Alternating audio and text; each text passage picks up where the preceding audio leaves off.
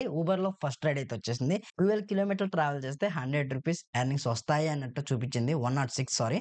Trip అనేది accept చేసిన navigation అయితే ఓపెన్ చేద్దాం. ఇక్కడ నుండి ఎన్ని కిలోమీటర్ ఉంది పికప్ లొకేషన్‌కి ఎగ్జాక్ట్ 1.2 కిలోమీటర్ అయితే చూపిస్తుంది. ఫైనల్లీ కస్టమర్ పెట్టిన పికప్ లొకేషన్‌కి అయితే వచ్చేసాను. రాగానే ఊబర్ యాప్ ఓపెన్ చేయండి. ఊబర్ యాప్ ఓపెన్ చేసిన తర్వాత ట్రిప్ అనేది స్టార్ట్ చేయండి. ట్రిప్ స్టార్ట్ చేయాలంటే ఓటీపీ అయితే ఉండాలి. ఓటీపీ లేకుండా ట్రిప్ అయితే మనం స్టార్ట్ చేయలేం. ఇది మీ అందరికీ తెలిసిందే కదా! నావిగేషన్ చూద్దాం. ఎగ్జాక్ట్ 12 కిలోమీటర్ అయితే చూపిస్తుంది. 12 కిలోమీటర్‌కి 22 మినిట్స్ అయితే చూపిస్తుంది.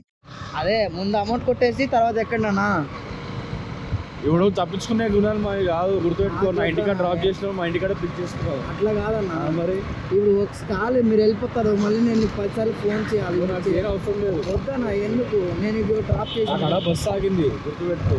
నాకు అవన్నీ సంబంధం లేదన్నా. చూసారా భయ్యా ఈ కస్టమర్ సార్ ఏమంటున్నారో?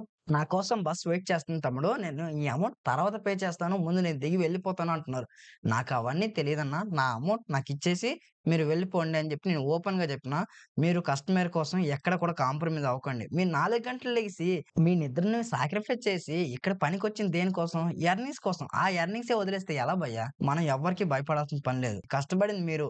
డబ్బులిస్తేనే వదిలేయండి. ఒకసారి కస్టమర్ వదిలేసారంటే మళ్ళీ మీ ఫోన్ తను లిఫ్ట్ చేయడు. ఇలాంటి రైడ్స్ గురించి కూడా మాట్లాడదాం. ఫైనల్లీ ఈ ట్రిప్ అయితే ఎండ్ చేస్తున్నా. రూ. 114 బిల్లింగ్ అమౌంట్ అయితే వచ్చింది. కస్టమర్ సార్ అమౌంట్ అయితే పే చేసేసారు. ఫైనల్‌గా నాకు ఎంత ఎర్నింగ్స్ వచ్చాయి అనేది చూద్దాం. ఇక్కడ 56 కాదు. యాక్చువల్లీ ఇప్పుడు అప్డేట్ అయింది. రూ. 102 ఎర్నింగ్స్ అయితే వచ్చాయి. యాక్చువల్లీ ఆర్డర్ యాక్సెప్ట్ చేసేటప్పుడు 106 చూపించింది. బట్ రియల్‌గా మనకి రూ. 102 వచ్చాయి. ఫస్ట్ రైడ్‌లో ఎంత కమిషన్ కట్ అయింది అనేది క్లియర్‌గా మీకు చూపిస్తున్నాను చూడండి. నిజానికి కస్టమర్ దగ్గర రూ. 114 క్యాష్ అయితే కలెక్ట్ చేసినాం. అందులో మనకొచ్చిన ఎర్నింగ్స్ రూ. 102 టాక్సెస్ అని చెప్పి రూ. 5 కట్ చేశారు. టోటల్ గా ట్రిప్ బ్యాలెన్స్ అని చెప్పి రూ. 12 అయితే కట్ చేశారు. రూ. 12 కట్ చేసుకొని మనకి రూ. 102 ఎర్నింగ్స్ అయితే ఇచ్చారు. ఇంతకు ముందు కస్టమర్ ఏమంటున్నారంటే బస్‌కి లేట్ అవుతుంది అంటున్నారు.